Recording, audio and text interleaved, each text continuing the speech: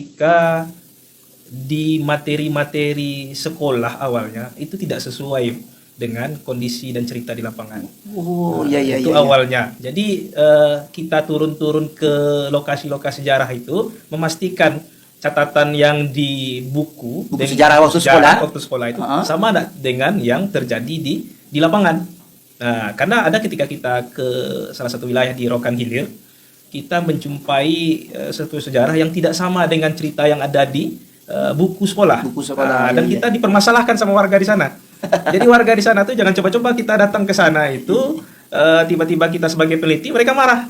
Karena ada di sejarah di desa mereka, di tempat mereka itu berbeda dengan yang disampaikan di buku-buku sekolah.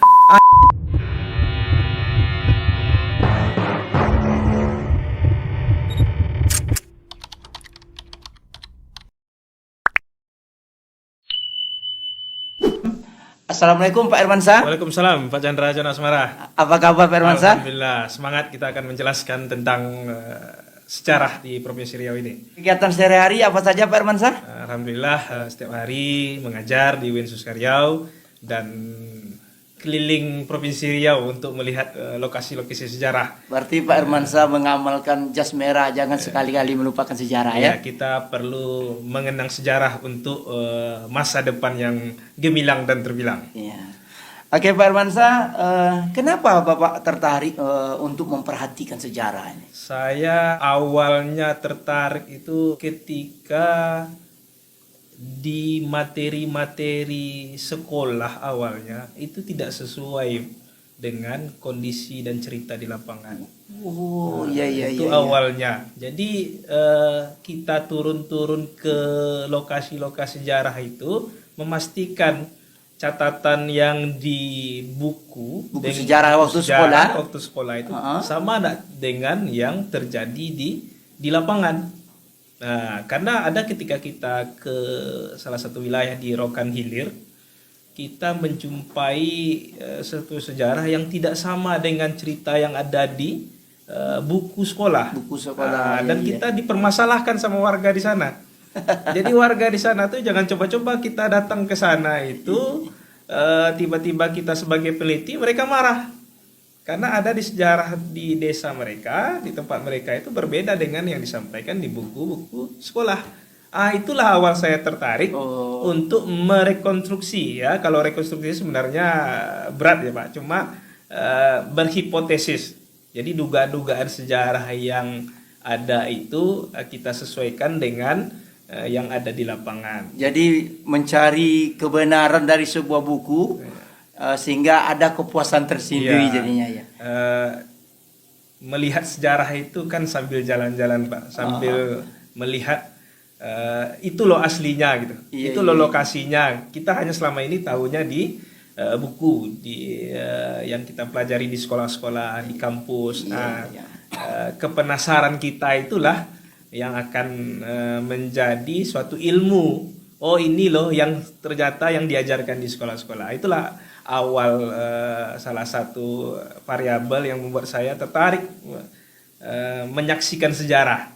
Ya, kita bukan ahli sejarah, tapi kita adalah pemerhati sejarah.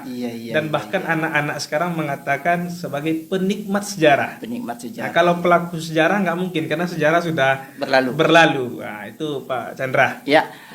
Kemudian sejarah mana yang lebih cenderung Bapak untuk memperhatikan sehingga ada muncul rasa ingin tahu Bapak yang lebih dalam? Oke, baik. Ada sejarah besar di Riau yang ceritanya sudah mendunia. Tapi kita di Riau hanya tahu sebatas sejarah yang ada diceritakan di buku. Yaitu situs Muara Takus di Kabupaten Kampar. Candi Muara Takus. Ya, Candi Muara Takus. Mengapa kita sebut situs bukan candi? Karena setelah turun ke lokasi, berjumpa dengan ahli-ahli sejarah, diskusi di beberapa webinar, bahasa candi itu identik dengan agama tertentu. Sedangkan Candi Muara Takus itu bukan dibuat oleh agama tertentu Pak Chandra. Iya. Sudah ada sebelum agama tertentu mengklaim itu sebagai warisan atau yang dibuat oleh mereka gitu. Nah, makanya setelah belajar, setelah menginvestigasi, membaca literatur segala macamnya, bahwa cocoknya di Nusantara ini itu namanya situs. Situs ya. Ya, karena sudah ada sebelum klaim bahwa itu adalah milik agama-agama tertentu. Makanya ada istilah situs Muara Takus, situs Borobudur. Oh, Nah, gitu itu ya. Itu bedanya ya. Itu bedanya. Jadi Candi Muara Takus ini sampai sekarang belum ada yang bisa memastikan itu candi agama ya, Pak Arman? Ya, situs Muara Takus ini atau Candi Muara Takus Ya. yang dikenal publik hari ini itu sudah ada di era sebelum Masehi. Oh. Karena peziarah Tiongkok itu sudah pernah melihat situs itu sebelum Masehi.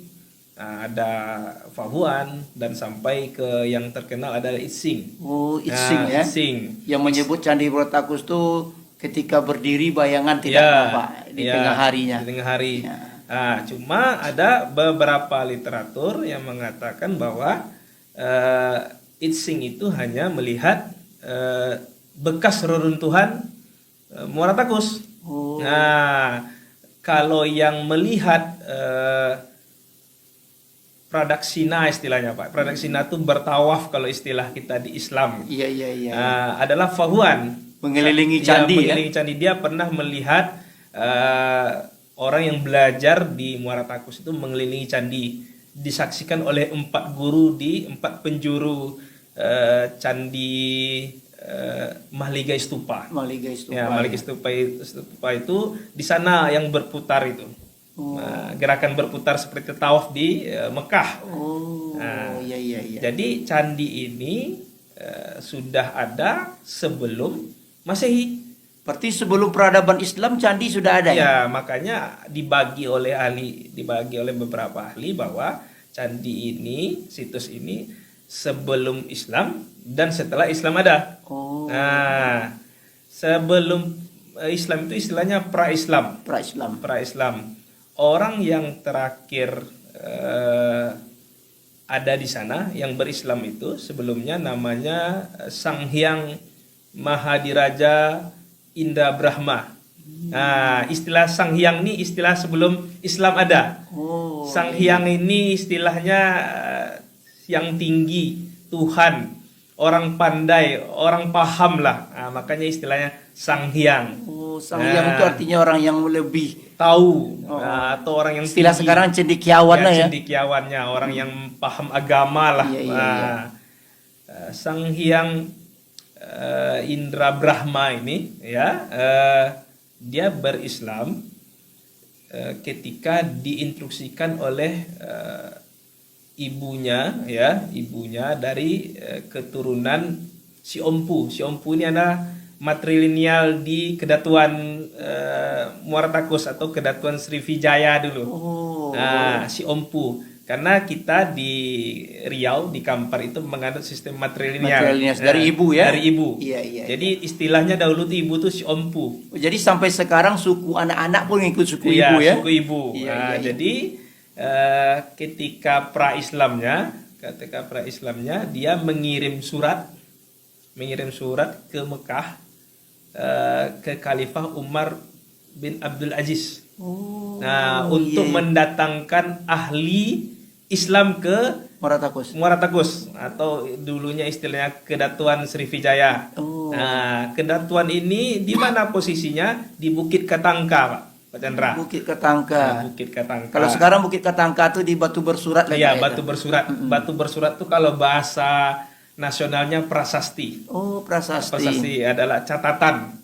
Nah, catatan di sebuah batu jadilah batu bersurat kalau istilah di Kamparnya. Tapi batu itu sekarang Pak sudah tenggelam Ya, Pak sudah tenggelam oleh PLTA Kota Panjang. Oleh pembangunan PLTA Kota Panjang. Situs ini juga hampir tenggelam dulu Pak. Kalau kedalaman PLTA itu sampai 1,2 km. Jadi para ahli-ahli di Kabupaten Kampar dan Provinsi Riau meminta kepada panitia pembangunan PLTA pemegang proyeknya, Ya, bahwa Azama Berantas Joint Operation. Bahwa diturunkan kedalaman PLTA itu menjadi 800 meter. Oh. Karena kalau 1.200 meter itu tenggelam. Termasuk Desa Tanjung juga tenggelam ya. Desa Tanjung Karena 200 meter lagi naiknya berarti tenggelam. tenggelam. Berarti situs candi bisa hilang Bisa ya. hilang. Jadi hilanglah situs peradaban Nusantara. Iya, nah, iya. Jadi Sang Hyang Indra Brahma ini Iya, yang iya. nama lengkapnya ada Mahadirajanya gitu. Karena Mahadiraja. memang nama orang-orang lama itu memang unik-unik kan. Diislamkan pada abad ke-7 Oh. oleh Abdurrahman bin Abdullah Abdurrahman bin Abdullah. dari utusan yang dikirim oleh Umar bin Abdul Aziz Umar bin Abdul Aziz. ya ke Muaratakus atau ke Kedatuan Sriwijaya. Nah, akhirnya Sang Hyang Indra Brahma tadi menjadi Islam. Oh, mualaf jadinya ya. Mualaf dengan nama Sulaiman Amirullah. Nah, Sulaiman Amirullah. Jadi nama Sulaiman ini agak dimiripkan lah dengan Sang Hyang tadi ya. Ya, Hampir sama hampir jadinya. sama gitu Ya. ya. Tapi ada embel-embel Iya. Keislamannya itu. Abdurrahman ya. Abdurrahman. Iya, Nah, iya, itu. iya. Ketika surat itu dikirim ke Umar bin Abdul Aziz, Umar bin Abdul Aziz meneruskannya ke Abdullah Khattab. Abdullah Khattab ini juga datang ke Nusantara, Oh. lewat Pelabuhan Barus. Jadi pelabuhan internasional itu dulunya ada di Barus, Pak Chandra. Barus itu di mana tuh, Pak? Barus di Sumatera Utara. Oh. Yang Saya kira Barus itu juga ada marga di sana. Barus itu silsilahnya katanya pengawet itu di sana gitu, untuk mengawetkan Fir'aun itu ya. Ini Sejarah ya? informasi sejarahnya juga dari Barus. Jadi Kapul Barus itu mungkin itu juga ya. Istilah kamper itu di sana juga itu Iya. versi sejarawan kan Iya, seperti iya, itu iya, gitu. iya. Kalau pastinya kan sejarah ini kan subjektivitas, Pak Chandra. Betul, Ya, betul. banyak hipotesis-hipotesis yang berkembang gitu. Nah, jadi Tidak bisa diukur dengan nggak bisa- kuantitatif ya, ya. tidak bisa diukur oleh kuantitatif. Harus kualitatif Harus ya. kualitatif. Iya, iya. Nah, jadi Abdullah Khattab tuh datang ke Nusantara lewat Pelabuhan Barus, Sumatera Utara. Sumatera Utara. Dia itu juga datang itu diundang oleh Kerajaan Lok Sumawe. Oh. Nah, dan meninggal di sana. Jadi ada situs makam Abdullah Khattab di Lok Sumawe. Jadi Abdullah Khattab ini datang ke Muaratakus juga, Tidak datang ke Muaratakus, cuma dia ke Aceh. ke Aceh. Karena diundang oleh Kerajaan Lok Sumawe. Yang datang ke Muaratakus itu yang ahli Islam tadi. Iya, iya, Yang dikirim oleh Umar bin Abdul Umar bin Aziz, Abdul Aziz. lewat Abdullah Khattab mungkin rekannya lah waktu itu Iya, yang iya, ahli iya. Islam, berangkat ke Kedatuan Sriwijaya di Muaratakus. Sehingga Sang Hyang berganti nama Menjadi Sulaiman Amirullah. Nama Islamnya. Berarti di Muaratakus itu dulu terjadilah prosesi keagamaan Islam yang Iya.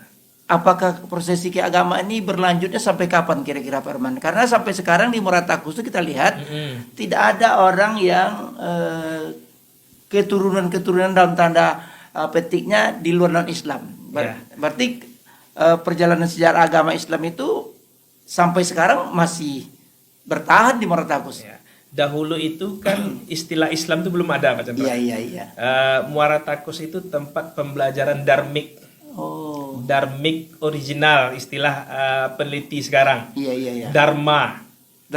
Universitas Dharmapala Iya. sekarang disebut orang-orang. Sejarah mengapa dibilang Dharmapala itu karena tempat pembelajaran dharmik. Oh, Nah, dijadikan istilah namanya Dharmapala. Oh.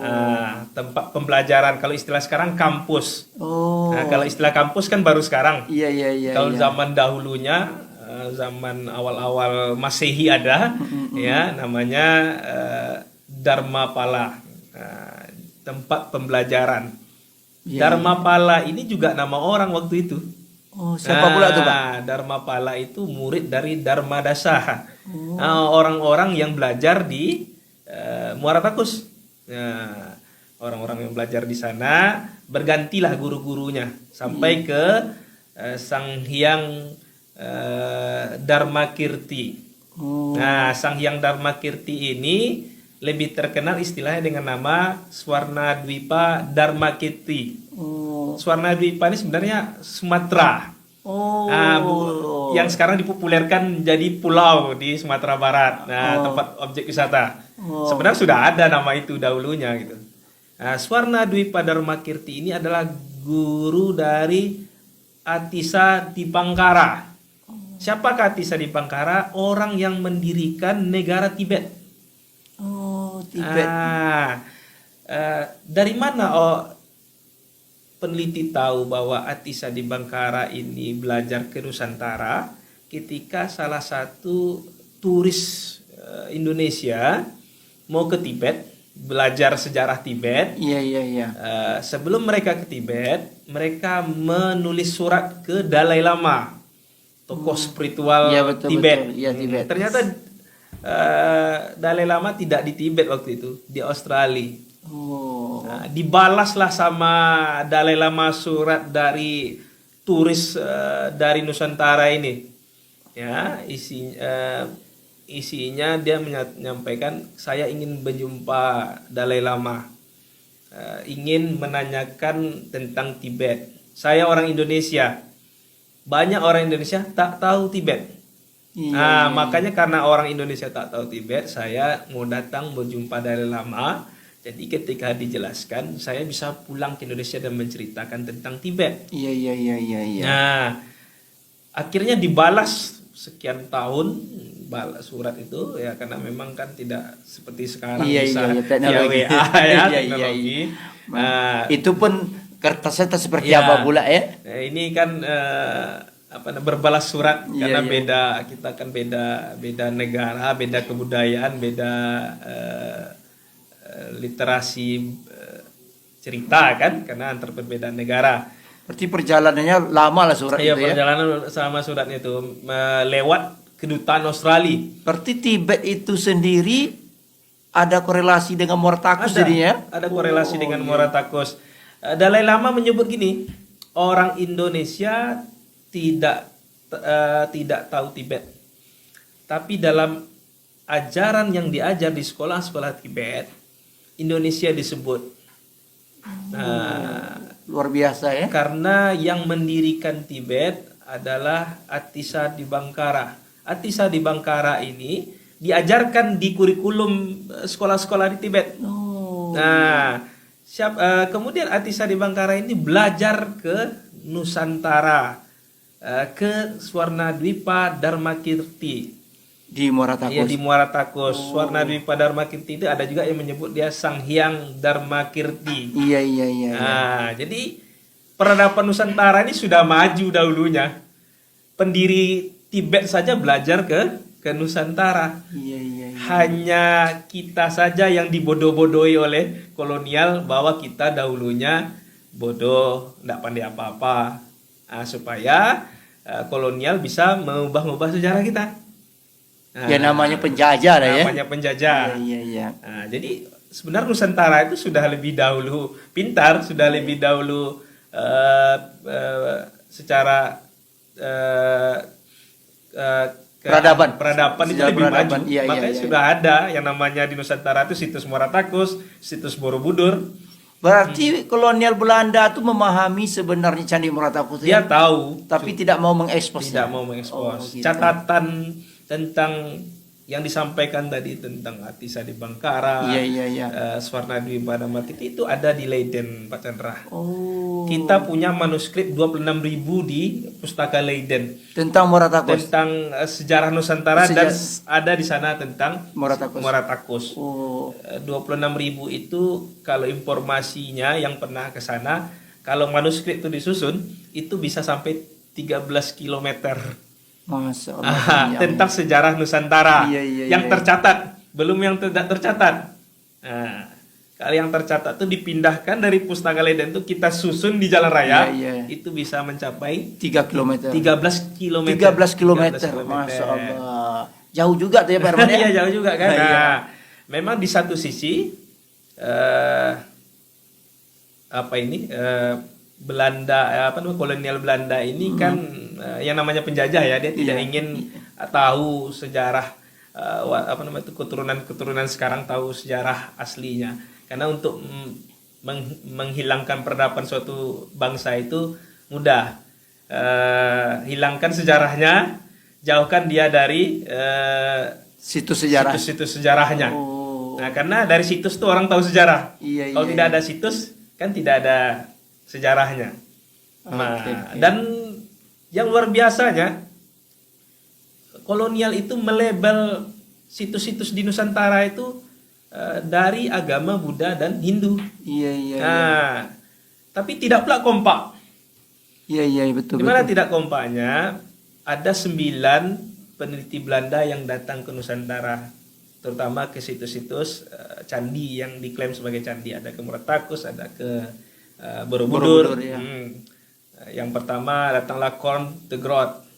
Korn de Groot ini juga mengunjungi kampung saya ya. Datang ke Desa Tanjung. Dia masuk ke Desa Tanjung, informasinya jumpa Nenek Datuk Rajo Dubalai.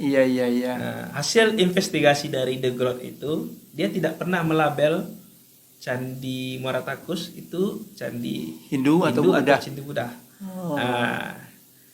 Datang lagi Izerman itu melabel Candi Muaratakus itu dengan Candi Buddha. Kemudian beberapa peneliti Belanda melabel Hindu dan Buddha. Patokannya kalau ada patung duduk bersila, sila kitanya, itu Buddha. Kalau tidak ada itu Hindu. Yang uniknya kalau di buku kita pelajaran, Candi Buddha itu kan ada sosok orang yang duduk. Duduk bersila. Seperti ini ya. Itu tidak ada. Tidak ditemukan di Muratakus. Tidak ditemukan di Muratakus.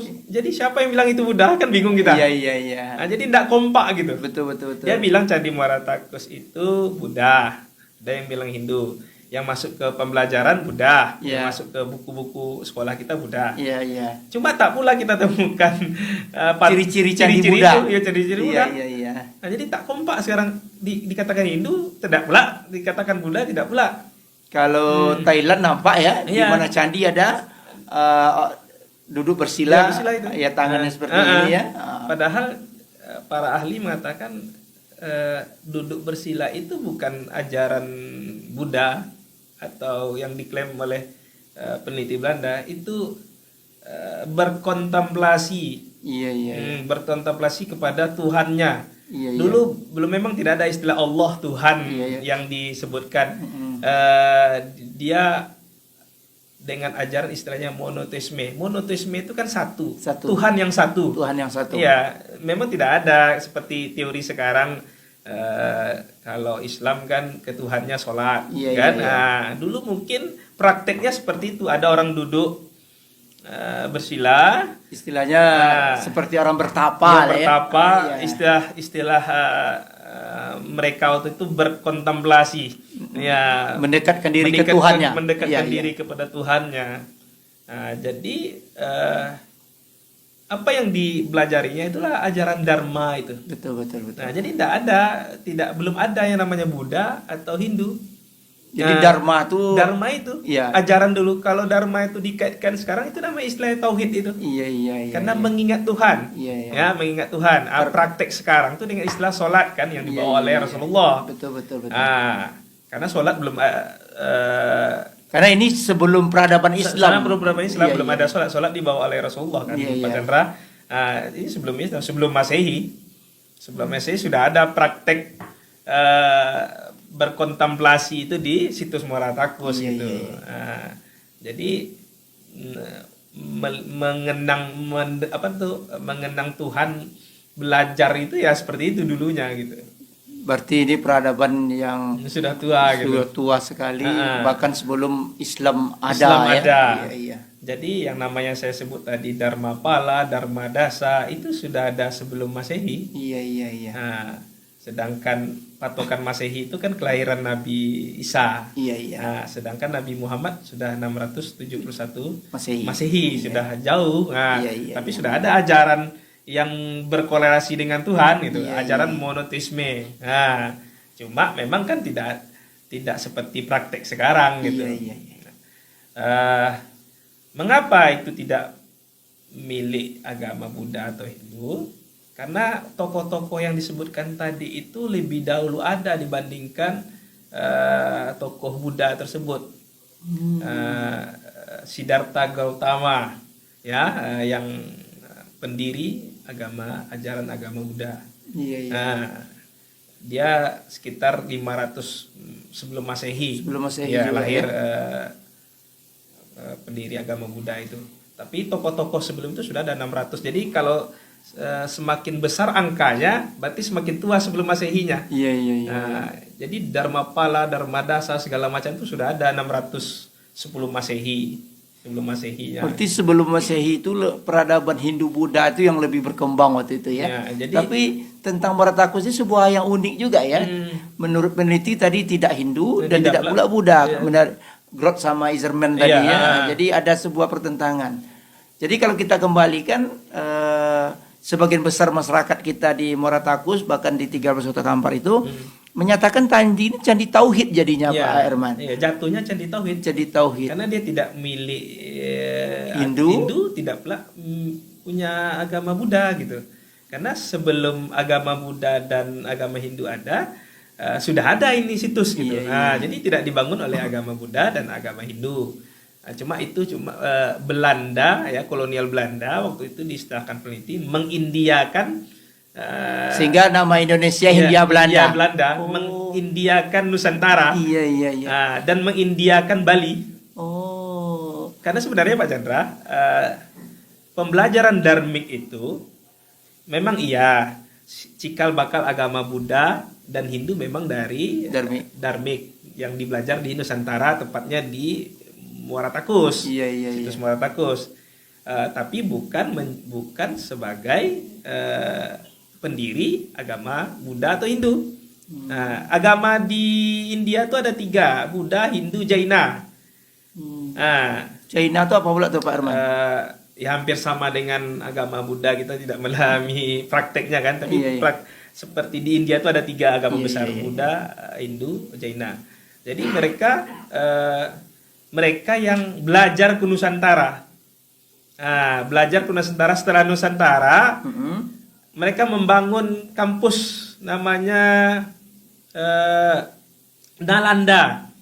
Kampus Nalanda. Kampus Nalanda, tempat pembelajaran juga kalau istilahnya sekarang kampus di Bihar, India. Oh. Nah, yang dipelajari di Dharmapala Dibawa pula ke sana. dibawa pula ke sana. Oh, di Bihar India. Iya. Jadi jangan diputar balik ke sejarah orang India yang mewarnai Nusantara. Iya, iya, iya. Tapi Nusantara yang mewarnai dunia.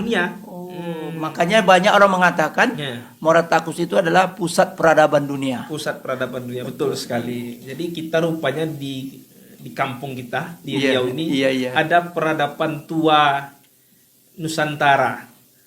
Maka ada istilah 2 km dari situs Maratakus itu ada namanya Koto Tuo. Koto Tuo. Iya. Itu Koto Tuo itu desa sekarang tuh, Pak. Desa, Desa ya. Koto Tuo. Koto Tuo, Kakonan Tuo. Itu rupanya bukan kota tua yang maksud, tapi Iya. adalah kalimat tua. Oh. Apa kalimat tua itu? Akhirnya orang menyimpulkan, berhipotesis ya. Pak Chandra. Iya, iya, betul, betul. Kata yang tua itu kan adalah 2 kalimat syahadat. Oh. Kalimat tua. Kalimat syahadat ini kan sudah ada sejak Nabi Sudah- Adam iya, kan?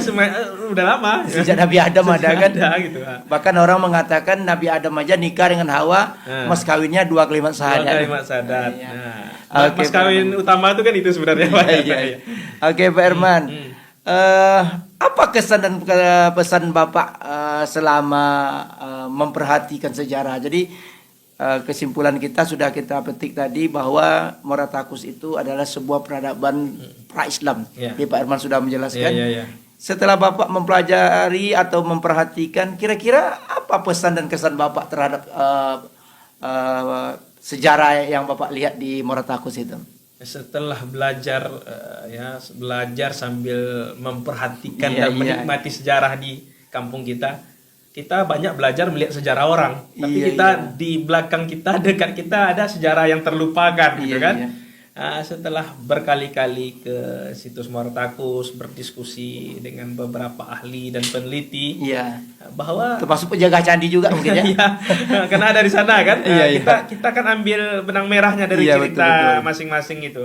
Bahwa awal peradaban, salah satu awal peradaban itu ya di Moratakus. Iya, iya, iya. Pusat pemerintahannya dulu di Bukit Ketangka itu. Iya, iya. Ketangka itu penamaan angka. Makanya rata-rata di sana pakai angka 13 Koto Kampar. Oh. Jadi Ketangka itu penamaan angka-angka penamaan jadi. angka-angka. Oh, Sampai sekarang luar biasa juga ya. SD aja pakai angka kan. Iya, iya, luar Identik biasa. sekolah itu pakai angka. Jadi jangan salah kaprah terhadap sejarah Moratakus. Peziarah dunia yang datang ke kita untuk belajar. Dari Tiongkok ada Fahuan, ada Itsing. Fahuan melihat orang berputar Iya, iya. mengelilingi Maligai Stupa, Iya. seperti bertawaf di Mekah. Iya, betul. Pradaksina istilahnya. Itsing menulis catatan bahwa dia berada di suatu wilayah yang tongkatnya tidak ada bayangannya Ketika tengah hari tengah ya. hari. Oke, Pak Kemudian perjalanan sejarah Kerajaan Sriwijaya juga diawali dari situs Moratakus. Ketika Dapun Tahyang membawa 2000 lebih sarjana ke Siguntang. Siguntang itu sekarang menjadi Palembang. Makanya Palembang itu kota tertua di Nusantara hari ini gitu. Hitungan sudah tua karena sudah dari sejarah Moratakus membawa. Jadi Siguntang tuh setelah Moratakus lah ya. Ya, Siguntang itu yang sekarang tercatat sebagai daerah namanya Palembang. Dengan Sriwijayanya. Jadi membawa dua orang datuk ya, yaitu dari keluarga anaknya gitu. Ditinggal di beberapa daerah sampai menuju ke Palembang. Jadi setiap daerah tuh ada Muara Jambi, bahkan katanya ada sampai ke Kuansing. Karena di Kuansing tuh dengarnya ada candi di sana, ada situs, cuma kita belum ke sana ya. Belum tereksplorasi oleh sejarah gitu. Mungkin bisa jadi kan setiap perjalanan dari Sriwijaya setiap singgah buat situs di sana gitu, seperti yang kayak di Yogyakarta itu situs kan, kemana pengembara itu kan mendirikan tempat-tempat berkontemplasi, istilahnya beribadah. Iya. Seperti kita Rasulullah ke setiap tempat kan mendirikan masjid gitu kan. Iya. Jadi ketika Dapun Tahyang ke sana sampai ke Siguntang itu, tercatatlah ada prasasti Bukit Kapur dan prasasti yang menjadi catatan bahwa ada situs sejarah di Nusantara. Jadi The Grot itu ketika membaca situs di Palembang. Oh, jadi mereka The Grot itu datang gitu-gitu aja. Langsung dicarinya dulu sumber-sumber informasi ya. Sumber-sumber informasi, dia membaca prasasti ya, batu bersurat kalau istilah kitanya. Dia datang, dia baca literatur dari catatan-catatan peziarah Tiongkok itu, dicarinya lah ke Nusantara. Salah satunya dia datang ke 13 Koto Kampar, ke Desa Tanjung tadi. Jadi kalau kita uraikanlah seluruh sejarah ini tidak cukup. Panjang ceritanya. Karena sekali. Berdasarkan dari informasi yang Pak Herman sampaikan itu, lembaran-lembaran kertas kita aja kalau dia bentangkan 13 km. 13 13 km sama pula dengan 13 Kota Kampar Ya, jadi. 13 Kota Kampar. Apakah sebuah kebetulan? Apakah tidak? Kita tidak tahu juga. Jadi lembaran 13 km Ya. apakah sama dengan 13 Kota Kampar itu kita tidak Ya, tahu. tidak tahu. Apakah kebetulan atau sama? Sama kita tidak tahu juga. Tapi kalau versi orang arsitektur, sesuatu yang dibuat itu Ada maknanya. ada maknanya. Oh, makna terselubung Makna jadinya. terselubung. Jadi bagi orang-orang yang menciptakan suatu bangunan, menciptakan suatu barang, Ya. mengapa barang tuh tersebut seperti itu tuh ada maknanya. Ada maknanya, ya. Kita karena kita bukan orang arsitektur, kita tidak mengerti gitu. Oke. Nah. Kira-kira apa pesan Pak Herman kepada milenial istilahnya Ya, sekarang ya. ini, anak muda sekarang kan muda aja melupakan sejarah. Ya. Kira-kira apa pesan Pak Herman? Pesan kami ya, Iya, iya. sebagai pemerhati sejarah, penikmat sejarah, jangan lupakan sejarah kita. Iya. Bahwa kita ada hari ini tidak lepas dari namanya sejarah besar yang ada. Sejarah besar yang ada salah satunya ada di kampung kita. Iya. 13 Kota Kampar, Kabupaten Kampar ya Indonesia, yang ternyata ada peradaban besar dunia di situ. Iya. Ya, hari Tri Suci Waisak itu kan sudah adanya kan tahun 1953 Pak Chandra. Iya. Nah, dan itu mulai bahwa agama Buddha itu ya di candi. Iya. Padahal tidak seperti itu gitu, seperti yang kita ceritakan tadi gitu. Iya, Pembelajaran di candi itu atau situs itu adalah pembelajaran tauhid. Nah, tapi tidak ada istilah Islam, Kristen, Buddha, Hindu tidak ada, tapi pembelajaran tauhid. Jadi di sana itu di candi itu mengkhusus pencarian pembenaran lah istilahnya, Iya. mendekatkan diri kepada yang maha kuasa. ya, Kan? itu istilahnya monoteisme itu. Monoteisme itu. Jadi kita tidak dinamisme, tidak tidak beragama dulu, tapi kita sudah beragama. Cuma itu diklaim kolonial itu seperti itu. Oh, di Indonesia itu dulu tidak ada agama katanya. Karena Islam itu kan setelah Masehi kan. Ya, Nah, setelah Masehi. Jadi mereka melihat situs-situs sebelum Masehi itu seperti aktivitas dharma tadi Iya, kan. iya. Jadi dikaitkanlah dengan kemiripan Hindu dan Buddha. Ya, Oh, jadi begitu ya, Pak. seperti itulah yang setelah kita beberapa kali belajar sejarah, bertanya ya, memang karena kita tidak pelaku sejarah, karena kita lahir jauh setelah sejarah itu ada gitu. Bahkan kita lahir di era milenial lagi kan. Milenial. Jadi kan makanya ada istilah sejarah itu adalah subjektivitas. Oke, Karena kita oke. kan tidak pernah tahu aslinya seperti apa, cuma dari rangkaian peneliti-peneliti itu kita bisa menyimpulkan benang merahnya gitu. Itu Pak Chandra. Oke Pak Herman, Iya. kira-kira ke depannya, Ya. karena Pak Herman dari segi pemahaman tentang sejarah candi dan hafal nama-nama orang itu sebuah luar biasa. Iya. Ada tak kira-kira nanti rencana ini mau dibukukan atau diaplikasikan? Itu yang rencana besar. Kelemahan kita hari ini di Nusantara, Iya. kita tahu tapi kita tidak mencatat.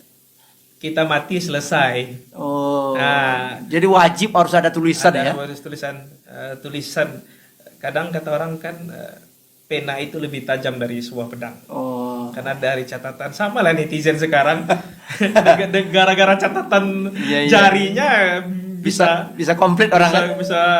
bisa ribut orang. Bahkan guncang dunia. Ya, masuk guncang dan bisa masuk penjara. Iya. Makanya pena itu, kalau dulu kan tulisan di pena, sekarang catatan di handphone. Iya. Nah, jadi kayaknya kita harus mulai menulis. Iya. Masa kita kalah dengan peneliti-peneliti dari Belanda? Belanda aja bisa buat 13 km Ya, kertas susunnya. dari manuskrip yang Iya, manuskripnya. dicatat mereka, dikumpulkan Sementara mereka. kita sudah lengkap, komputer ada, semuanya lebih mudah, internet ada. Internet ada. Iya.